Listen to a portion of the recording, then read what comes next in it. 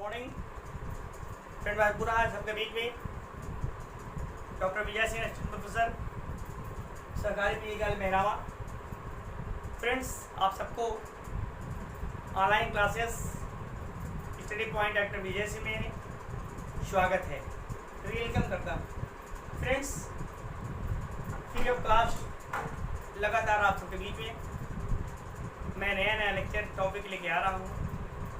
Video आपको तक पहुंचाने का प्रयास करता हूं। इसी के संदर्भ में आप देख रहे हैं कि TTPG असिस्टेंट प्रोफेसर JIC प्रवक्ता टेट सीटेट सुपर टेट तैयारी करने के लिए बच्चे लगे हुए हैं।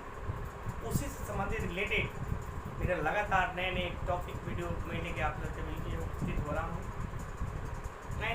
उसी के रिलेटेड आज मेरा जो टॉपिक होगा विषय होगा पर्यावरण एवं सतत विकास, environment and sustainable development. Friends, जैसा कि आप सब जानते हैं, पर्यावरण और विकास, इन्वायरमेंट एंड सस्टेनेबल डेवलपमेंट, सतत विकास। पर्यावरण चाहे किसी भी क्षेत्र के लिए, आप बिजनेस के क्षेत्र में देख लीजिए तो बिजनेस के लिए इन्वायरमेंटल कंडीशंस क्या है। किसी भी एरिया में आप बात करते हैं तो हर एरिया के लिए इन्वायरमेंट कैसा है, जैसा इन्वायरमेंट होता है उस तरह की एक्टिविटीज़ होती है। और जैसे देश की विकास की मैं बात करता हूँ तो देश की विकास करने के लिए भी growth of any Nations environment कैसा है, ये बहुत बड़ी चीज़ है। इसलिए इन्वायरमेंट बहुत बेहतर चीज़ है कि वहाँ की माहौल क्या है, वहाँ के माहौल में फेवर करता है नहीं, जो भी चीज़ आप करने जाते हैं। तो पहली बात है कि पर्यावरण एवं सतत विकास। तो फर्स्ट ऑफ ऑल आपकी इन्वायरमेंट है क्या। जैसा हम सब जानते हैं फ्रेंड्स, पृथ्वी पर पाए जाने वाले भूमि, जल, वायु, पेड़ पौधे, जीव जंतुओं का समूह जो हमारे चारों तरफ से फैले हुए हैं, बिखरे हुए हैं सामूहिक रूप से, ये सभी इन्वायरमेंट पर्यावरण कहलाते हैं। सो फ्रेंड्स, पर्यावरण यह दो शब्दों के मेल से बना है। पर्यावरण मतलब परिधान आवरण, अर्थात परिधान आवरण।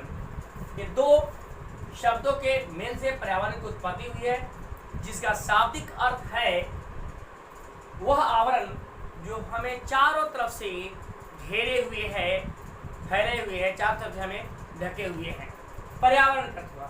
सो फ्रेंड, जैसा कि आप सब जानते हैं, पर्यावरण शब्द को पहली बार ये बताया गया है कि पर्यावरण है क्या। पर्यावरण में आप ये भी कह सकते हैं कि जैविक एवं अजैविक संगठक आपस में अंतर क्रिया भी करते हैं, और यह संपूर्ण प्रक्रिया एक तंत्र के रूप में संचालित होता है, जिसे हम इकोसिस्टम, पारिस्थितिकी तंत्र के रूप में परिभाषित करते हैं, डिफाइन करते हैं। सो फ्रेंड्स, पर्यावरण संरक्षण अधिनियम, इन्वायरमेंट प्रोटेक्शन एक्ट 1983 में पर्यावरण को परिभाषित करते हुए स्पष्ट किया गया है, पर्यावरण किसी जीव के चारों तरफ से घिरे भौतिक एवं अभौतिक या भौतिक एवं जैविक दशाएं हैं, और उसके साथ अंतःक्रिया, इंटरनल एक्टिविटीज होती है, को सम्मिलित करता है। सो फ्रेंड्स, इस प्रकार हम सब कह सकते हैं कि पर्यावरण वह आवरण जो हमें चारों तरफ से घेरे हुए रहता है, पर्यावरण कहलाता है। अब बात आते हैं कि पर्यावरण में विशेष रूप से यह चार चीजें आती हैं। पर्यावरण के चारों तरफ ये चार चीजें हैं जो हमारे चारों तरफ घेरे हुए रहते हैं। अब पहले है कि क्षोभ मंडल और समताप मंडल। ये दो मंडलों से मिलकर हमारा वायुमंडल बना। वायुमंडल, ट्रोपोस्फेयर और स्ट्रेटोस्फेयर, ये वायुमंडल जुड़ा। और वायुमंडल पर्यावरण के चारों तरफ वायुमंडल, स्थल मंडल, जीव मंडल और जल मंडल हाइड्रोस्फीयर, ये चारों तरफ पर्यावरण इन्वायरमेंट को क्या किया जाता है, वो घेरे हुए रहता है, ढके हुए रहता है। अब फ्रेंड्स, पर्यावरण, वायुमंडल, तो वायुमंडल का संबंध जीवमंडल से भी है और स्थल मंडल से है, क्योंकि जब तक वायु नहीं तो स्थल पर कोई भी चीज नहीं रहेगा, और अगर हवा नहीं रहेगा तो जीव जंतु भी नहीं रहेंगे, तो इन दोनों का संबंध है। फिर आप देखते हैं कि जीवमंडल है, तो जीवमंडल में जल मंडल की कोरिलेशन है कि जब जीव को जिंदा रहना है तो जल की आवश्यकता है, और ये दोनों में कोरिलेटेड होते हैं। फिर जहाँ स्थल मंडल है वहाँ जल मंडल का कोरिलेशन होता है। अब देखिए कि ये सबसे अलग अलग, वायुमंडल से क्षोभ मंडल और समताप मंडल का निर्माण हुआ। फिर जीव मंडल की बात करते हैं, तो जीव मंडल में पेड़ पौधे और जीव जंतु आते हैं। और जब हम स्थल मंडल की बात करते हैं, इस धरा पर आपको तीन चीजें विशेष रूप से मिलेगी। स्थल की मैं बात करता हूँ तो पर्वत मिलेंगे, माउंटेन मिलेगा, मैदान मिलेगा और मरुस्थल मिलेंगे। क्लियर? तो स्थल मंडल में तीन चीजें मिलेगी, माउंटेन पर्वत, फील्ड और मरुस्थल रेगिस्तान। जब हम आगे की बात करते हैं, जल मंडल की बात करते हैं, हाइड्रोस्फीयर की बात करते हैं, हाइड्रोस्फीयर की बात करते हैं, तो वहां पे चार चीजें आपको मिलेंगे फ्रेंड्स। वो चार चीज क्या क्या है? वो चार चीज आपको मिलेगा, हिमनद मिलेगा, झील मिलेगा, नदी और महासागर। ये चार चीजें आपको मिलेंगे।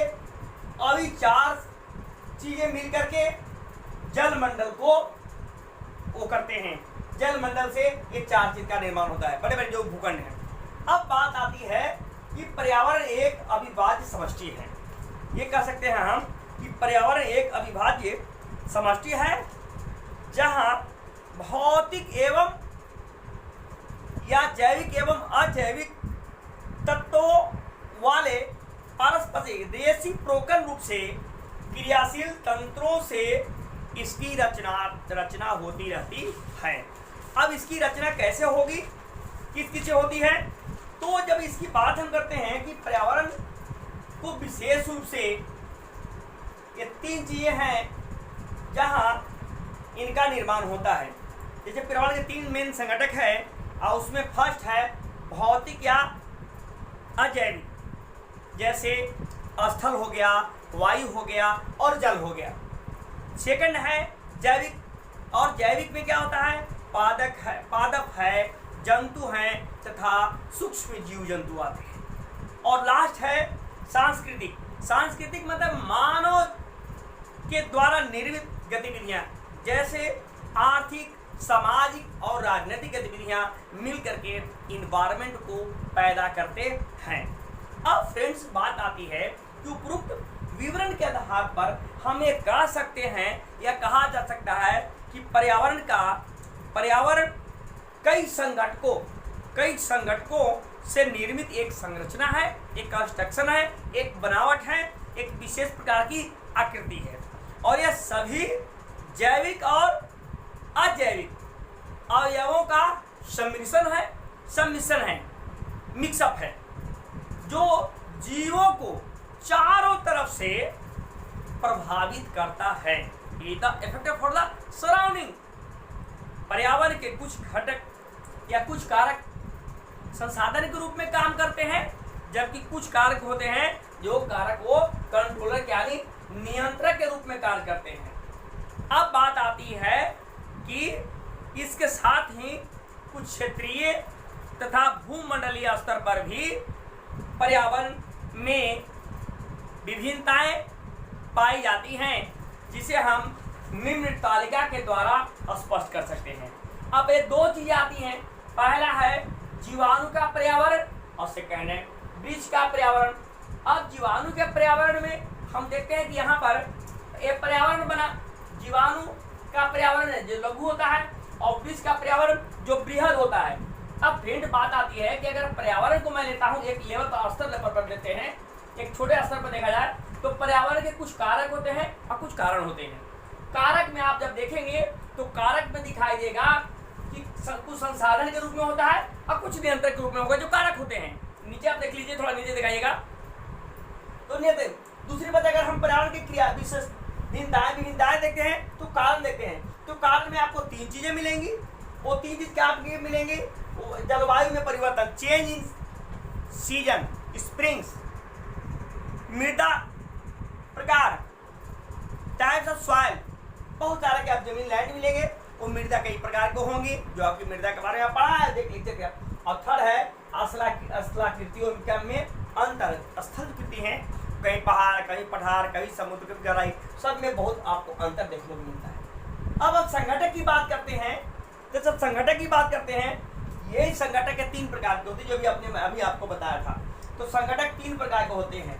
पहला भौतिक, जैविक और सांस्कृतिक। अभी अभी मैंने बात किया, ये जो संगठक होते हैं वो 3 प्रकार के होते हैं। और 3 प्रकार के संगठक में कौन हुआ? भौतिक, जैविक और सांस्कृतिक। अब भौतिक की बात जब करेंगे तो भौतिक में आपको 3 चीजें मिलेंगी। जो फिजिकल संगठक की बात करेंगे उसमें आपको स्थल मिलेगा, धरा मिलेगी, वायु मिलेगा, एयर हवा मिलेगी, और जल मंडल यानी कि बड़े बड़े भूखंड मिलेंगे। ये आपको भौतिक आती है। फिर जो नेक्स्ट है वो जैविक है। जैविक में आपको पादप आ गए, पादप, सेकंड में जंतु, और थर्ड जो है इसका है सूक्ष्म जीव होते हैं, सूक्ष्म जीव। ये तो दोनों हुआ। थर्ड जो है सांस्कृतिक। तो सांस्कृतिक में क्या क्या होता है दोस्तों? पर्यावरण में आपको आर्थिक होगी, सामाजिक होगी और राजनीतिक एक गतिविधियां, जो आपको इस सब मिल करके क्या होता है, ये पर्यावरण की उसकी एक क्या है, एक संरचना है। यही पर्यावरण एक संरचना है। और यही पर्यावरण हमारे चारों तरफ से फैले होते रहते हैं। ये हमारे क्या होते हैं कि ये हमारे चारों तरफ से फैले रहते हैं। सो फ्रेंड्स, हमें इस बात को देखना है कि पर्यावरण के इस तरह की पर्यावरण इन्वायरमेंट में हम अपने आप को कैसे सर्वाइव करेंगे। कोई देश का अगर विकास करना चाहता है तो पर्यावरण का सतत विकास कैसे करेगा? तो सतत विकास, सस्टेनेबल डेवलपमेंट की जब बात आती है तो सस्टेनेबल डेवलपमेंट में इस बात पर ध्यान देना होता है कि जब कोई देश विकास की गति पर, विकास की पग पर स्टार्ट करता है तो वो देखता है कि वहाँ की माहौल, इन्वायरमेंट क्या है। जो काम करने जाता है गवर्नमेंट, क्या इन्वायरमेंट उनको फेवर कर रही है? नहीं। अगर यदि फेवर कर रही है तो उस स्थिति में वो सस्टेनेबल डेवलपमेंट सतत कंटिन्यूटी वो प्रोसेस चलती रहती है। लेकिन अगर फेवर नहीं करे, इन्वायरमेंट फेवर नहीं करता है, तो वैसी स्थिति में क्या होता है कि वो देश का विकास नहीं करता, ग्रो नहीं करता, आगे नहीं बढ़ता। इसलिए सबसे बड़ी देश की विकास के लिए, सतत कंटिन्यूटी विकास के लिए ये बात है कि आपको पर्यावरण, इन्वायरमेंट जो है वो आपको फेवर करता है नहीं। और सबसे बड़ी चीज, पर्यावरण बहुत बड़ी चीज है। अगर आपको पर्यावरण आपको फेवर किया तो आप कहीं भी जो भी करना चाहते हैं वहाँ आपकी सफलता मिलती है। सो फ्रेंड्स, ये आपका रहा पर्यावरण पर आपको टॉपिक रही, पर्यावरण एवं सतत विकास। आज जो हमारा टॉपिक है पर्यावरण हो, इसका ये आधी टॉपिक है ये पर्यावरण पर, और जो हाफ टॉपिक होगी वो आपको सतत डेवलपमेंट की बात, सतत विकास की बात, सस्टेनेबल डेवलपमेंट की बात करेंगे। क्योंकि एक लेक्चर में पूरा नहीं हो पाएगा, लंबा हो जाएगा, लेंदी लेक्चर हो जाएगा। इसलिए फ्रेंड इस बात को दिखाइएगा। अब आइए पर्यावरण के बारे में अगर हमको और अच्छी जानकारी लेना है तो पर्यावरण सीडी पर आप देख सकते हैं डॉक्टर विजय सिंह का है नोट्स आया है, आप देख सकते हैं। राष्ट्रीय गौरव पर्यावरण अध्ययन उसको देख सकते हैं। आपका लूसेंट की किताबें हैं, आप इन्वायरमेंट और उसको इकोलॉजी सिस्टम देख सकते हैं। इसके बाद आप पर्यावरण के लिए अगर आपको अच्छा और जानकारी लेना है तो आरपी सेट का है, उसको भी दे सकते हैं। पर्यावरण पर किताब आपको परीक्षा वाली पब्लिकेशन की है, आप उससे भी देख सकते हैं। बहुत तमाम तरह के बुक्स हैं मार्केट में जो कंपटीशन से संबंधित है, वो आपको मार्केट में उपलब्ध है, मिल जाएगा। आप उसे पढ़ के आप कंपटीशन में अच्छा से बेहतर प्रदर्शन कर सकते हैं। विशेष रूप से टेट सीटेट के लिए और सिविल के लिए ये पेपर अवश्य आता है। तो टेट सीटेट के लिए आपको इन्वायरमेंट से हमेशा, टेट सीटेट में तो 30 क्वेश्चन आते हैं, लेकिन ऐसे सिविल वगैरह में इन्वायरमेंट से 15 क्वेश्चन आते हैं, जिसमें भौतिक पर्यावरण आता है। सविंदर सिंह किताब है, आप सविंदर सिंह किताब से भी आप देख सकते हैं, उससे बहुत सारी किताबें आप, बहुत सारे क्वेश्चन आपको सॉल्व मिल सकता है। इसके बाद अगर आपको देखना है तो डी.आर. खुलर की किताब है, आप उसमें देख सकते हैं। जी.सी. लियांग की किताब है, आप इन्वायरमेंट भौतिक पर्यावरण है, आप उसको देख सकते हैं। इसके अलावा भी अगर आप देख सकते हैं तो एनसीईआरटी की किताब है, एनसीईआरटी किताब कक्षा 7 में जो भूगोल की किताब है हमारा पर्यावरण, आप उसको देखते हैं। 11th का भी है भौतिक पर्यावरण, आप वहाँ भी देख सकते हैं। 11th में जाकर में जो 12वीं 11वीं कक्षा में है वो भी भौतिक पर्यावरण है। आप फिजिकल इन्वायरमेंट आप उसको भी स्टडी करके देख करके आप अपना बेहतर से बेहतर कंसेप्ट क्लियर कर सकते हैं। सो फ्रेंड्स, ये आपका जो टॉपिक था मेरा वो इन्वायरमेंट, पर्यावरण और सतत विकास था। तो आधा टॉपिक जो आज मैंने इस लेक्चर में दिया है, आधा टॉपिक जो मेरा लक्ष्य कल नेक्स्ट डे होगा वो सतत विकास बनाएगा। इस सतत विकास का सस्टेनेबल डेवलपमेंट के लिए हमको मेन चीज़ है कि हमारा जो ब्रेथ बनाते हैं, पटरी पर हमें जो बनाते हैं वो मेरा सतत विकास है। और सतत विकास करने के लिए हमको पर्यावरण कैसा है, तो पर्यावरण के लिए हमको पटरी बनाने के लिए हमको पर्यावरण बेहतर है, तो हम सारे चीज़ों को हम बहुत अच्छे ढंग से उसको मैनेज कर लेते हैं और उस तरह के हमारे विकास गति तीव्र गति होती रहती है, चलती रहती है। So friend, thanks.